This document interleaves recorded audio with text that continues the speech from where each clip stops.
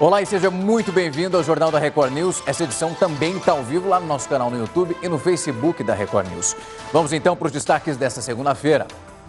Substituição do Bolsa Família. O governo diz que o Renda Cidadã não vai furar o teto de gastos. A ideia agora é encontrar fontes para financiar o programa. Presidente dos Estados Unidos recebe alta. Donald Trump deixa o hospital e volta para a Casa Branca.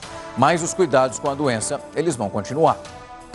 Pix registra mais de 3 milhões de chaves no primeiro dia de cadastro. Esse novo sistema de pagamento promete facilitar e muito a vida das pessoas e também das empresas. Grande descoberta. Os médicos ganham o Prêmio Nobel de Medicina por descobrirem o vírus da hepatite C.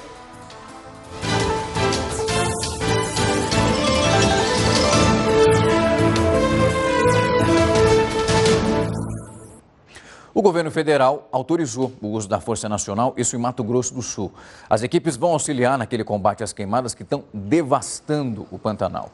Além disso, vão atuar em outras atividades, como a defesa do meio ambiente, que é extremamente necessária. Essa força vai se somar aos bombeiros de Mato Grosso, Paraná, Distrito Federal, Santa Catarina, além daquelas brigadistas do Preve Fogo do Ibama, que já estão nesse momento combatendo esses incêndios na região.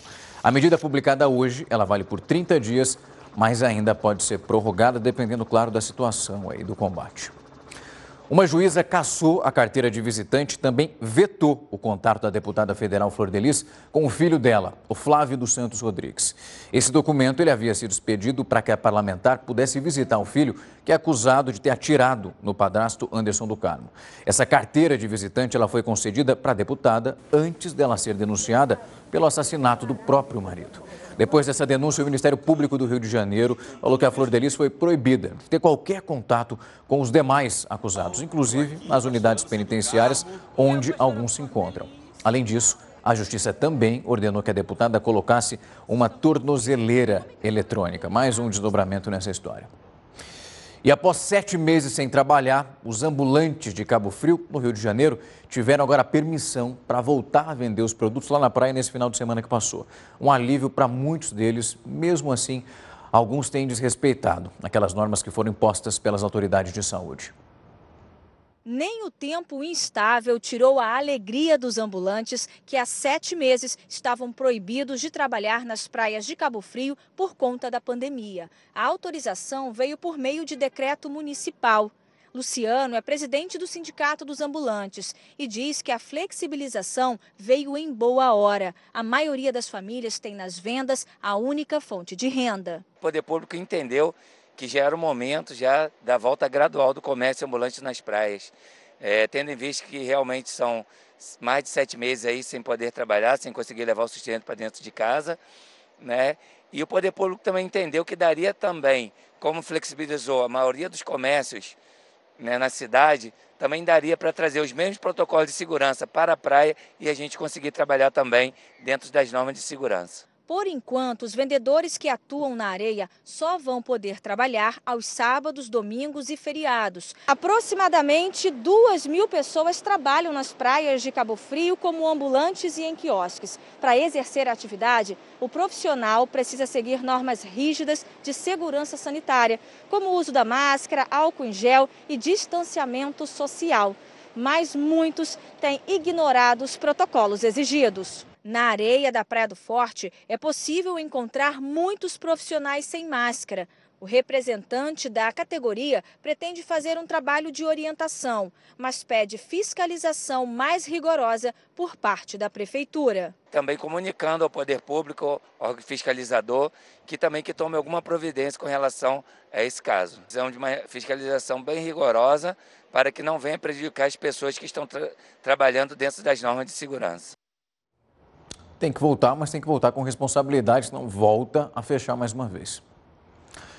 A BCG, que é aquela vacina que combate a tuberculose, começou a ser testada contra o coronavírus no Brasil. O repórter Pedro Paulo Filho tem mais detalhes dessa história para a gente. Uma ótima noite para você, Pedro. Oi, Rafael, boa noite para você, boa noite a todos. Olha, essa pesquisa é conduzida pela Universidade Federal do Rio de Janeiro. O ministro da Ciência, Tecnologia e Inovações, Marcos Pontes, esteve hoje aqui na UFRJ para participar do início dos ensaios clínicos. Cerca de 1.000 profissionais da saúde serão vacinados e terão acompanhamento para a coleta de dados. Essa pesquisa vai determinar se a BCG também pode prevenir a infecção pelo coronavírus. Lembrando que a vacina é obrigatória aqui no Brasil para recém-nascidos. Mas, segundo pesquisadores, os países que mantiveram o uso da BCG apresentaram menor incidência da Covid-19.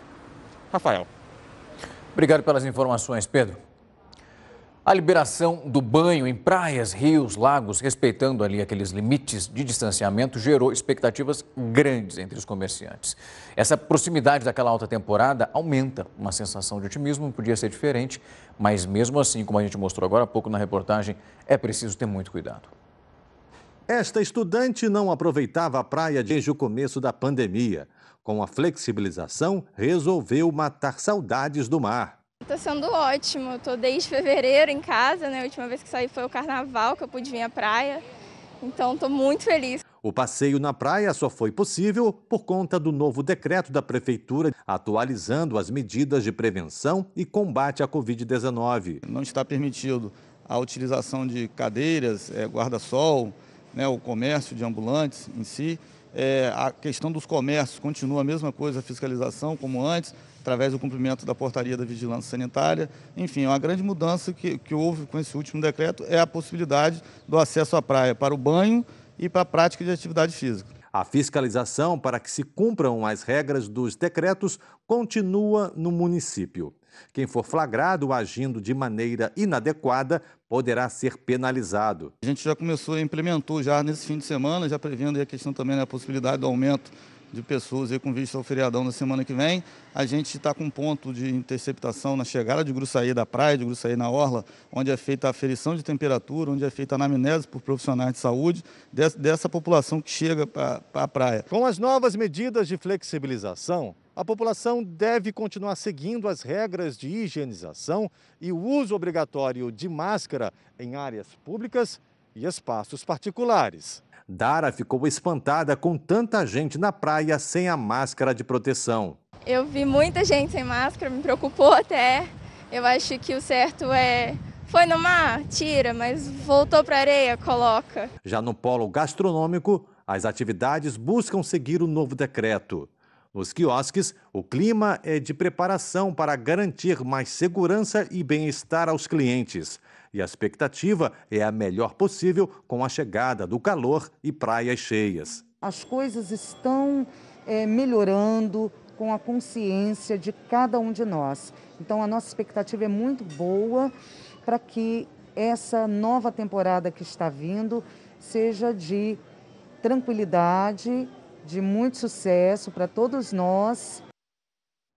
É o que todo mundo espera. O Supremo Tribunal Federal vai julgar na quinta-feira aquele recurso da Advocacia Geral da União que pede que o presidente Bolsonaro deponha por escrito no inquérito de uma suposta interferência na Polícia Federal. Esse inquérito também foi prorrogado por mais 30 dias. Quem tem as informações para a gente desse caso é o repórter Yuri Ascar. Boa noite para você, Yuri. Boa noite, Rafael. É a terceira prorrogação das investigações baseadas nas declarações do ex-ministro da Justiça, Sérgio Moro. A decisão foi do relator do inquérito aqui no Supremo Tribunal Federal, o ministro Celso de Mello, que se aposenta na semana que vem. E atendendo a um pedido do ministro, o presidente do STF, Luiz Fux, marcou para o próximo dia 8, quinta-feira, o julgamento do recurso do presidente Bolsonaro, que pede que o depoimento seja por escrito. Dessa maneira, Celso de Mello vai poder declarar o voto dele antes de deixar a corte. Rafael. Obrigado pelas informações, Yuri. E começou a contar o prazo para que o governador afastado do Rio de Janeiro, Wilson Witzel, se defenda sobre o processo de impeachment. O Witzel tem 15 dias para apresentar essa defesa para um tribunal misto. Assim que ele entregar essas alegações, o relator deputado Valderic Carneiro, vai ter 10 dias para apresentar esse parecer. Depois disso, uma nova votação deve ocorrer para a definição se o processo vai seguir ou não. Para esse processo continuar, vai ser necessário a maioria absoluta dos votos. Também mais um capítulo envolvendo a política no Rio de Janeiro, que está longe de estar fácil. O presidente Bolsonaro se reuniu hoje com os ministros, com o relator da PEC emergencial e também com o presidente da Câmara, Rodrigo Maia, para falar sobre aquele programa, o Renda Cidadã. Esse encontro aconteceu para se discutir de onde vai tirar o dinheiro para bancar um novo programa social. Uma das propostas é cortar o desconto de 20% do imposto de renda para quem opta ali pela declaração simplificada. Rodrigo Maia saiu dessa reunião dizendo que o importante é não furar o teto de gastos. Agora à noite, o ministro Paulo Guedes está participando de um jantar com a presença também de Rodrigo Maia. E a ideia é que nesse encontro eles reabram um canal de comunicação que está bem estremecido aí nos últimos 15 dias, com até troca de farpas. A gente então vai agora com a opinião do colunista Rodrigo Constantino. Que inveja de quem tem um presidente! A frase foi dita pela cantora Zélia Duncan quando Alberto Fernandes, o presidente da Argentina, anunciou medidas drásticas de isolamento e controle para conter o avanço do coronavírus. Os nossos artistas e intelectuais sempre demonstraram encanto por um típico governante autoritário latino-americano, um tipo Fidel Castro. E para contrapor uma figura dessas ao nosso presidente Bolsonaro, então, acusado de obscurantista e inepto na crise da pandemia, a tentação era irresistível. A Argentina virou para muitos um exemplo de conduta pautada pela ciência, enquanto o Brasil ficava largado ao caos.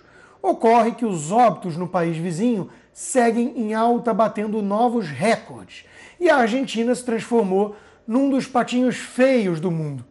O lockdown mais severo e rigoroso do planeta não produziu o efeito desejado. A tal ciência não era muito científica, pelo visto. Não obstante, há pouca gente falando nisso. Por que será? A pergunta é retórica. Sabemos a resposta. Falar do caso argentino implica reconhecer muitos erros grosseiros dos nossos jornalistas, aqueles que endossavam as receitas radicais da turma da terra parada. Então quer dizer que manter todos trancados em casa não evita a morte? Além de tudo, produz uma catástrofe econômica? Afinal, o PIB argentino caiu quase 20% no segundo trimestre. Ou seja, um enorme estrago sem o devido benefício na saúde? Isso para não falar do restante. A fuga de capitais não para, as reservas internacionais desabaram, o peso argentino não vale mais quase nada e o governo insiste num rumo socialista, controlando preços, aumentando impostos, afugentando investidores. Ninguém poderá mostrar surpresa quando o destino argentino for semelhante ao venezuelano. E não custa lembrar que Chávez e mesmo Maduro foram vistos por nossos intelectuais e jornalistas como grandes estadistas em busca da justiça social. A esquerda nunca aprende.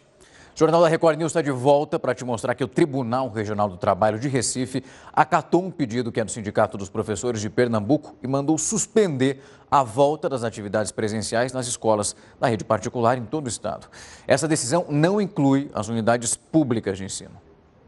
Após quase 8 meses de espera, as aulas presenciais na rede pública vão ser retomadas. A decisão anunciada pelo governo do estado através da Secretaria de Educação é destinada, a princípio, para os alunos do terceiro ano do ensino médio. O retorno no próximo dia 6 de outubro vai atingir alunos de 1.060 escolas estaduais. Uma dessas escolas públicas, que já está nos preparativos, é a EREM Cizenando Silveira, no bairro da Boa Vista. Álcool gel, máscaras, tapetes, sanitizantes são alguns dos acessórios que vão ser utilizados por alunos, professores e funcionários. Nos bebedouros, torneiras novas para cada um encher a garrafa. Próximo ao refeitório, novas pias para lavar as mãos. E na sala de aula, distância mínima de 1,5 metro entre os alunos. Segundo o governo do estado, a volta às aulas presenciais não é obrigatória, e sim opcional. Por isso, existem muitos estudantes e pais que pensam ou não neste retorno. Se a família acredita que é melhor que o estudante permaneça em casa, se ela não se sente segura para isso, eles vão poder ficar em casa e continuar com as aulas remotas. Os professores vão ter parte da carga horária presencial e parte da carga horária remota para poder permanecer com esse tipo de trabalho. A suspensão do aumento dos planos de saúde vai beneficiar apenas 42% dos segurados. Agora, o IDEC, que é o Instituto Brasileiro de Defesa do Consumidor, vai à Justiça para estender esse benefício para todo mundo. A suspensão é válida até dezembro e ela foi determinada pela ANS, que é a Agência Nacional de Saúde Suplementar. Essa ação ainda, ela pede que os consumidores sejam ressarcidos pelos aumentos que já foram aplicados. De acordo com a Diretoria de Normas e também a habilitação das operadoras, esse lucro das empresas triplicou no segundo trimestre desse ano em relação ao mesmo período, só que de 2019. Um estudo apontou que as mudanças climáticas podem transformar 40% da Amazônia numa savana. Se essa transição não for evitada, ela vai trazer uma perda de biodiversidade e também de proteção desse clima. Você vai ver esse cenário que não é nada animador durante a reportagem. Segundo um estudo publicado na revista científica Nature Communications, devido à crise climática, grande parte da Amazônia pode estar à beira de perder a natureza distinta e mudar de uma floresta tropical fechada para uma savana aberta, seca e com poucas árvores. A previsão é que isso possa ocorrer até o final deste século. Uma vez iniciado esse processo, é muito difícil reverter. Para chegar nesses resultados de mudança climática, os pesquisadores da Holanda, Suécia e Alemanha usaram uma análise de dados para estimar as mudanças climáticas. As florestas tropicais são altamente sensíveis às mudanças nos níveis de chuva e umidade, provocadas pelos gases do efeito estufa. Quando a quantidade de chuva cai abaixo de um certo limite, a floresta deixa de ser capaz de retroalimentar a umidade e vai perdendo árvores e vegetação característica. Essas conclusões são preocupantes, dado que algumas áreas da Amazônia atualmente recebem menos chuvas do que antes. E quando a chuva não é suficiente para sustentar uma floresta tropical, a precipitação também cai, permitindo o aparecimento de incêndios e secas que são prolongadas. Tudo isso acaba reduzindo ainda mais a floresta e faz com que elas se transformem em zonas de pastagem. Se essa transformação não for evitada, ela vai trazer uma perda da biodiversidade animal, vegetação e de proteção do clima, perdendo grande parte da absorção de gás carbônico da atmosfera. Os especialistas destacaram que exploraram apenas os impactos das mudanças climáticas, isso nas florestas tropicais, e não avaliaram outros fatores do desmatamento, como a expansão agropecuária ou a extração da madeira, que aceleraram ainda mais o ciclo vicioso de menor área com floresta. Imagina o tamanho do impacto disso. Mais de 3 milhões de chaves do Pix foram cadastradas nesse primeiro dia. Você sabe que sistema é esse? Já ouviu falar? Vai descobrir tudo agora junto comigo. O cadastramento, que começou na manhã desta segunda-feira, permite que os clientes de bancos tenham acesso a um novo sistema de pagamentos, desenvolvido pelo Banco Central. Essa é a primeira etapa para quem quer passar a usar esse sistema. As transações imediatas vão ser permitidas a partir do dia 16 de novembro. Para utilizar o sistema, vai ser necessário cadastrar um código chamado de chave Pix. É por meio dessa chave que os bancos vão conseguir identificar a pessoa e também a conta bancária dela. O tipo de chave pode ser escolhido. Entre as opções estão o número de celular, o endereço de e-mail, o CPF ou então o CNPJ. A grande vantagem desse serviço é que com o aplicativo de celular, os clientes vão poder fazer pagamentos e transferir o dinheiro em apenas 10 segundos. Essa transação ela vai funcionar mesmo fora do horário comercial e também aos finais de semana.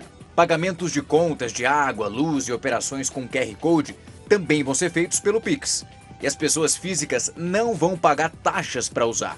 Mas as instituições financeiras têm permissão para cobrar tarifas das empresas que usarem esse sistema nas vendas dos produtos e serviços. Para tirar então todas as dúvidas sobre o Pix e saber como foi esse primeiro dia de cadastramento, eu vou conversar agora com o Carlos Eduardo Brant. Ele que é chefe adjunto do Departamento de Competição e de Estrutura do Mercado Financeiro do Banco Central do Brasil. Obrigado pelo tempo e a disponibilidade para tocar nesse assunto. Hoje só se fala disso, foi a grande notícia do dia. E já vou lançar minha primeira pergunta. Para um primeiro dia, esse balanço de cadastro é algo positivo, animador? Boa noite, Rafael. Boa noite a todos que nos acompanham. Eu diria que o primeiro dia superou as expectativas, né? Tivemos aí uma quantidade bastante expressiva de cadastramentos para um primeiro dia, né? Tivemos mais de 3,5 milhões de cadastros realizados nesse primeiro dia, e isso significa, né, isso indica que de fato as pessoas já começaram a perceber todo o valor que o Pix vem a agregar, toda a facilidade, a conveniência que ele trará aí para as pessoas, trará para a sociedade, quando do seu lançamento aí a partir do dia 16 de novembro. Carlos, vamos tentar juntar isso, explicar para quem está em casa da melhor forma possível. O Pix, ele vai ser uma forma de transação, evitando a cobrança, aquela taxa que a gente paga e também aumentando o prazo para que isso seja feito. Eu falo em dias da semana. Essas são as principais coisas que a gente vai conseguir, os principais benefícios nesse momento. Eu acho que tem inúmeros benefícios aí com a chegada do Pix, né? O Pix é um pagamento que é instantâneo, é imediato, ele funciona todos os dias da semana, finais de semana, funciona 24/7, ele vai agregar muita conveniência, né, como a gente assistiu aí na reportagem, não só o uso da chave, que é um mecanismo de envio facilitado, né, ou seja, você não precisa mais digitar todo aquele conjunto de informações que normalmente se digita quando você vai fazer uma TED, um DOC, né, ou seja, nome da pessoa, CPF, banco, agência, número da conta, basta uma única informação, a chave Pix, ou também, numa segunda alternativa, com uma leitura de um QR Code, de uma forma muito simplificada, ali lendo, autenticando, e isso é realizado. E um outro aspecto que você mencionou também é redução de custos, né, extremamente importante para que a gente tenha uma redução com os custos relacionados ao processo de pagamento para toda a sociedade. Tanto pessoas físicas que terão gratuidade, ou seja, as pessoas físicas não pagarão nada, mas também fazendo uma redução de custos para as pessoas jurídicas que utilizarão o Pix. Carlos, e todos os bancos vão ter que oferecer essa chave, esse serviço? Tem alguns bancos que obrigatoriamente têm que oferecer, né? Aqueles que têm mais de 500 mil contas transacionais ativas, né? Isso hoje significa aí, 34 instituições, que tem essa obrigatoriedade de ofertar o Pix para os seus clientes. Todas as demais ofertam numa base voluntária, né? São participantes que a gente chama participantes facultativos. Mas apesar de termos aí o critério de obrigatoriedade das 34 instituições que são obrigadas, hoje nós temos aí mais de 600 instituições que já estão ativas nesse processo de cadastro das chaves Pix, que começou a partir de hoje e que fica aí continuamente aberto a partir de então. E é importante ressaltar aqui em relação à chave, que a chave ela não representa um cadastro dos clientes no Pix, né? Ele apenas registra uma determinada chave que será utilizada para facilitar o pagamento. Mas se não houver o cadastro dessa chave, ainda assim as pessoas conseguirão fazer seus Pix, receber Pix também, bastando para isso que as pessoas insiram ali as informações como é feito hoje na dinâmica da TED, né? Ou seja, colocando ali todo o conjunto de informações necessárias. A chave, então, ela vai representar um facilitador para a dinâmica de pagamento. Carlos, para criar essa chave, eu necessito aguardar um contato do banco, eu faço isso por um aplicativo, eu vou até a agência, o caixa eletrônico, qual é o procedimento?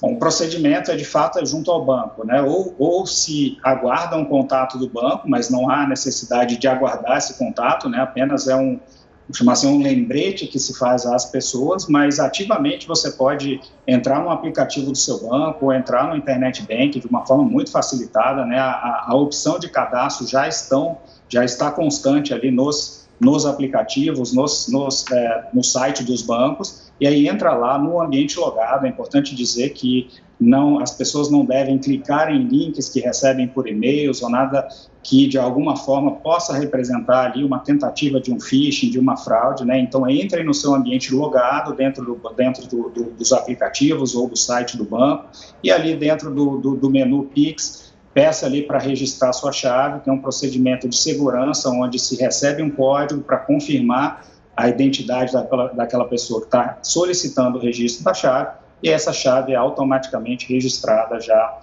junto aos sistemas do Banco Central. Carlos, foi ótimo. Anotei aqui todas as dicas da nossa aulinha do Pix para entender como ele funciona, da importância. Espero que a gente tenha conseguido chegar quem está em casa e entender a importância e os benefícios que vão ter daqui para frente. Obrigado pelo tempo e a disponibilidade. O presidente Donald Trump já voltou para a Casa Branca, onde ele vai continuar o tratamento contra a Covid-19. Ele deixou o local no começo da noite, foi aplaudido pelos apoiadores, que desde sexta-feira têm marcado presença na frente do hospital. O Trump disse que está muito bem e se sentindo melhor do que há 20 anos. Ele usou uma rede social para pedir que a população não tenha medo da Covid-19. E ainda ressaltou que a administração dele desenvolveu medicamentos e conhecimentos excelentes sobre o coronavírus. O presidente vai ser monitorado 24 horas por dia, claro, dentro agora da Casa Branca. E Donald Trump não é o primeiro presidente dos Estados Unidos a ter um problema de saúde durante o governo. Eu vou chamar agora pela primeira vez o HB, que vai trazer essas informações e contar quem que já enfrentou tudo isso nesse período todo. HB, ele não abriu essa porta sozinho não, né? Teve uma galera que já visitou esse estágio que ele está hoje. Exatamente. Exatamente, Rafa. Você tem uma ideia? O primeiro presidente americano, o George Washington, é que abriu essa porta.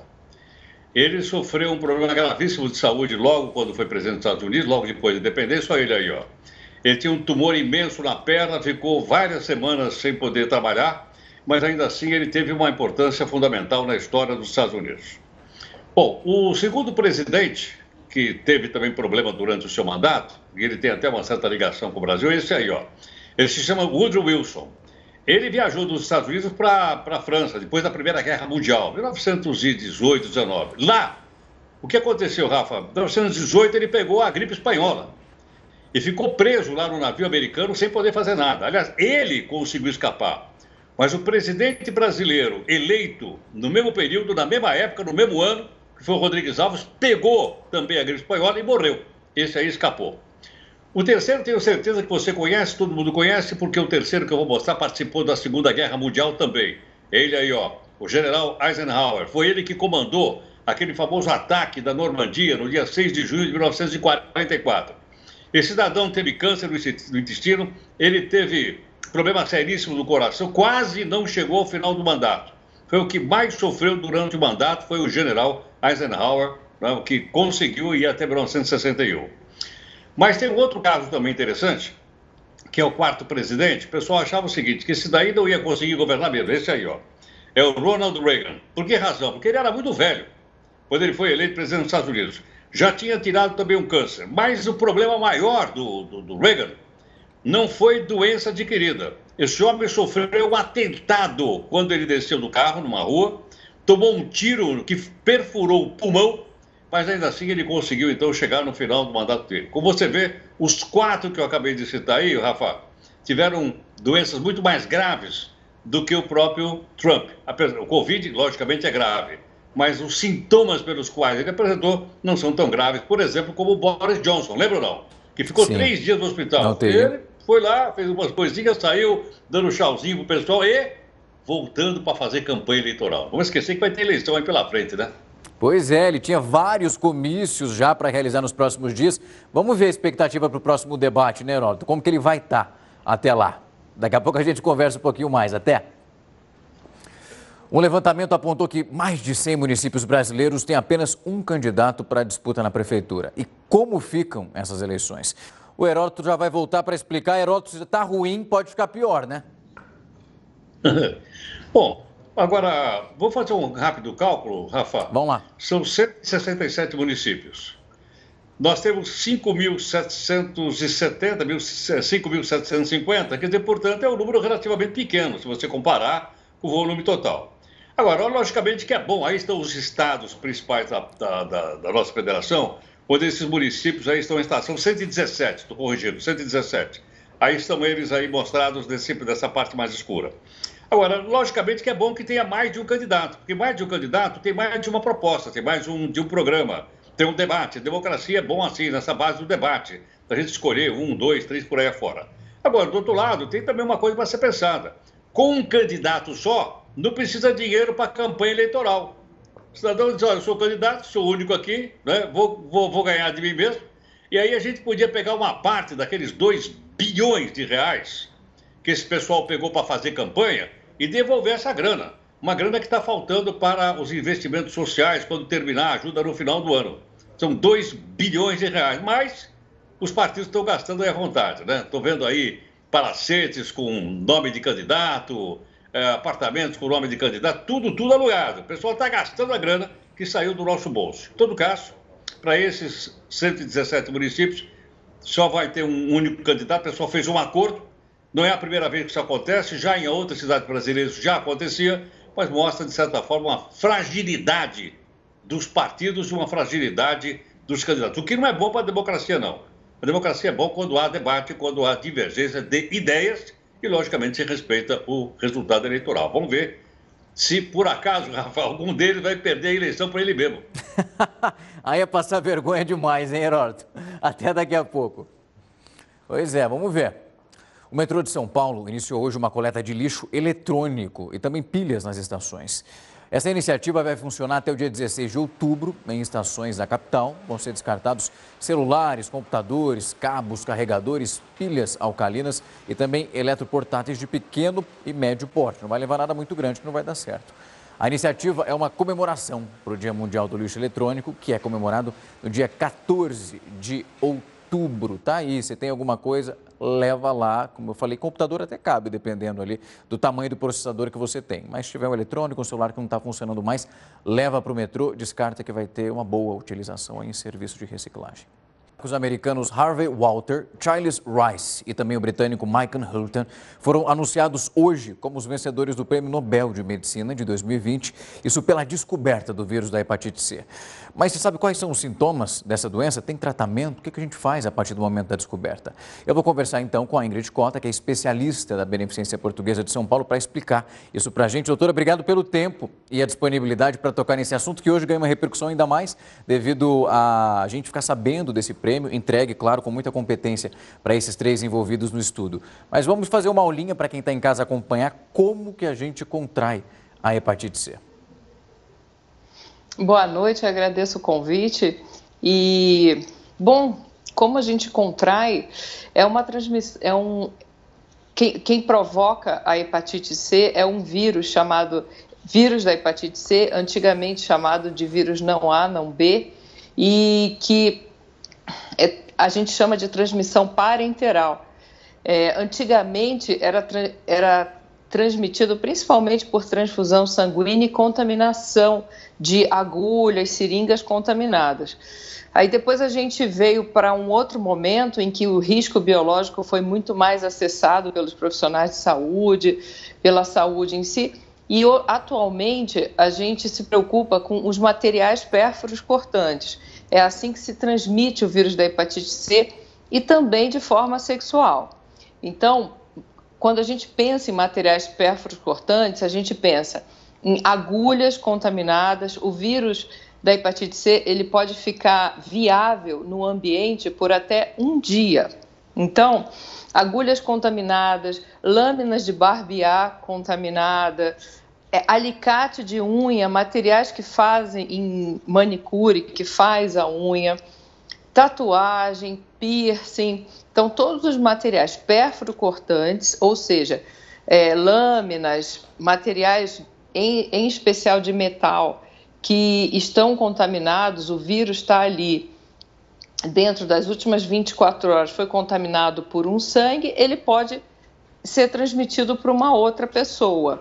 Existe também, mais raramente, que é a forma de transmissão sexual, e mais raramente ainda que é através da amamentação, de mãe para filho, né? Doutora, como que o nosso corpo reage a esse vírus? Quais são os sintomas que é preciso ficar atento? Então, inicialmente, a gente pode reagir de uma forma assintomática, ou seja, a gente não sente nada e se contaminou com o vírus da hepatite C. Entretanto, a gente também pode, nesse momento, desenvolver uma hepatite aguda, né?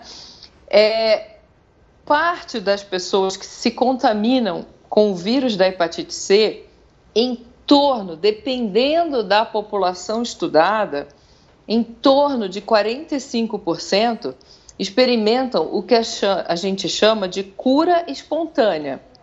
Ela entra em contato com o vírus da hepatite C, só que ela se cura espontaneamente. E os outros 55% cronificam a infecção, tá?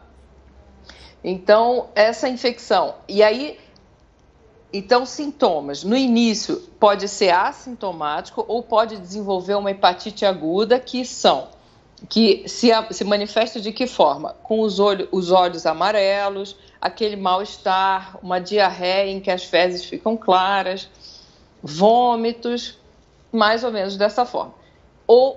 E aí melhora, tá? Pode acontecer de evoluir para uma hepatite fulminante, o que é bem raro.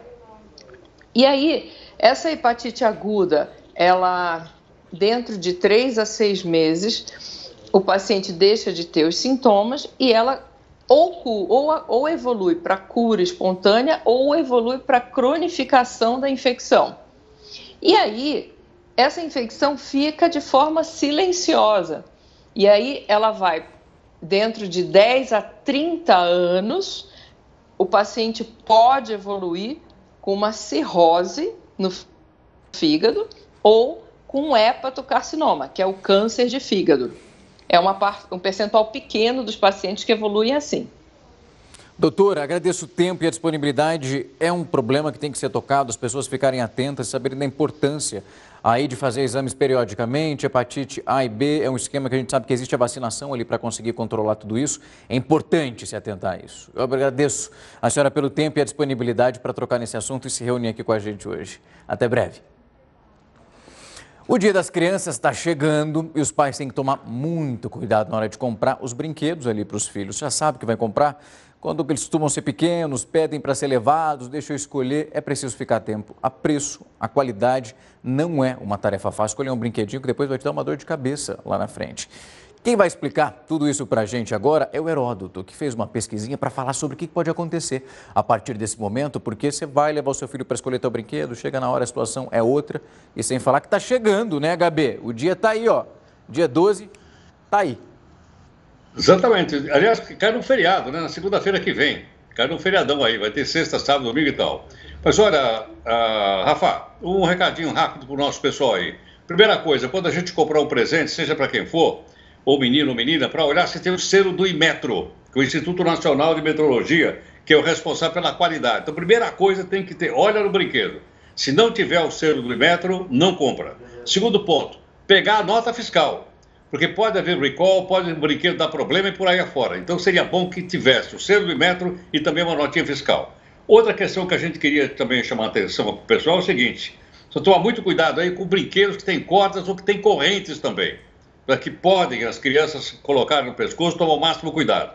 E uma última questão, Rafael, é o seguinte: é da gente comprar um brinquedo que não brinque sozinho. Porque às vezes os brinquedos estão tão automatizados, que a criança simplesmente não brinca mais. Ela aperta o botãozinho e o brinquedo brinca sozinho lá. Que tal, né? Se os brinquedos exigissem mais das crianças? Em todo caso, como vem aí o Dia das Crianças, é um bom momento para o comércio, sem dúvida alguma. É um bom momento para poder levantar o setor comercial. Vamos ver se isso aí acontece. Segunda-feira a gente vai ver os presentes. Chega aí, Rafa. Estaremos aí para fazer um balanço. Tem um sobrinho pequenininho, vou ficar atento aí nesses detalhes. Eu prefiro um peão, Ah, esse é bom. Eu vou ali, ó, no vai e vem, lembra desse? Esse eu levava para casa. Até amanhã, Heródoto. Tchau, tchau. A pandemia, ela trouxe desafios para muitos setores, mas o hoteleiro foi um dos que mais sofreram. Essa quarentena causou uma queda de mais de 80% nas receitas desses estabelecimentos. Agora, com o final de ano chegando, a expectativa é que a situação vá melhorando aos poucos. Com a pandemia do novo coronavírus, os cerca de 10 mil leitos de hospedagem ficaram vazios. O mês de abril ele foi muito afetado, porque logo estourou em março e começaram todos os procedimentos, todos os cuidados e até entender a situação. Então, o mês de abril foi assim, o nosso mês que a gente já sentiu uma queda drástica de 80%, 90% da nossa ocupação e afetando diretamente a nossa operação. Desde o início da pandemia, em março, hotéis e pousadas cumprem protocolos rigorosos de segurança. A ocupação ficou restrita a 50% da capacidade. Os quartos podem ter apenas uma pessoa ou até 4 da mesma família. As áreas comuns estão fechadas e a circulação pelo estabelecimento é restrita. As refeições são servidas muitas vezes nos quartos e o uso de máscara é obrigatório o tempo todo. É uma situação muito delicada, até para que os nossos hóspedes entendam, né, que a gente está pensando na segurança deles, dos nossos colaboradores. A cidade vinha numa crescente em relação à hospedagem, mas diante da pandemia, até mesmo a quantidade dos hóspedes do setor offshore reduziram. A rede enfrenta ainda outros desafios. Primeiro, é a locomoção das pessoas. Eu creio que esse é o maior desafio, principalmente no que diz respeito à procura pelos hotéis nos feriados e também no final de ano, que a gente está com essa expectativa de ter uma grande procura, uma grande demanda. Mas nós dependemos que até lá já nós possamos estar recebendo os ônibus de turismo, porque aí vai contribuir muito, para o nosso setor, que já está sofrendo bastante. Mesmo diante do cenário ainda negativo para o setor hoteleiro, a rede tem boas perspectivas para o fim do ano. Neste período de alta temporada, a cidade é bastante procurada por turistas. Os hotéis e pousadas à beira-mar são os mais procurados. Esse movimento de recuperação do setor aquece também o mercado de trabalho. Se o número de hóspedes aumenta, as contratações de fim de ano também vão acontecer. Infelizmente, a gente teve que fazer desligamentos, a gente teve que se adequar para manter os custos em dia e manter o empreendimento aberto. E agora, com a volta do movimento, gradualmente, a gente tem feito, de fato, essas contratações, então está voltando porque caiu muito no início. O Jornal da Record News vai ficando por aqui. Uma ótima noite para você e até amanhã.